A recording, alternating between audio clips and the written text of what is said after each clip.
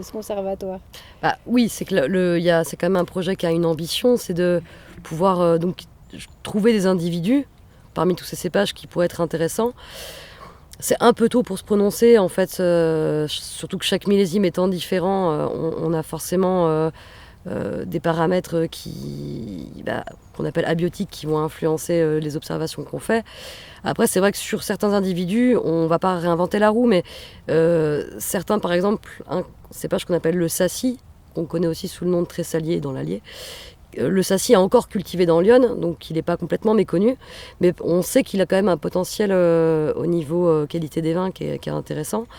C'est un exemple parmi d'autres, hein. Il y a évidemment des pistes par rapport à la période de maturité. Beaucoup de cépages qui sont ici ont été abandonnés à l'époque parce qu'ils ne mûrissaient pas correctement. Et le Gascon, tiens, qui est derrière moi, c'est un bon exemple. Il a un cycle végétatif qui fait qu'il débourre à peu près en même temps que le pinot noir. Mais surtout, il mûrit plus tard.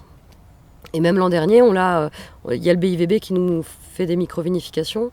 On l'a microvinifié l'an dernier, celui-ci, et malgré le millésime un peu froid, clairement, on va dire, en tout cas pas favorable, il est quand même ressorti dans les dégustations comme un cépage qui pourrait être intéressant.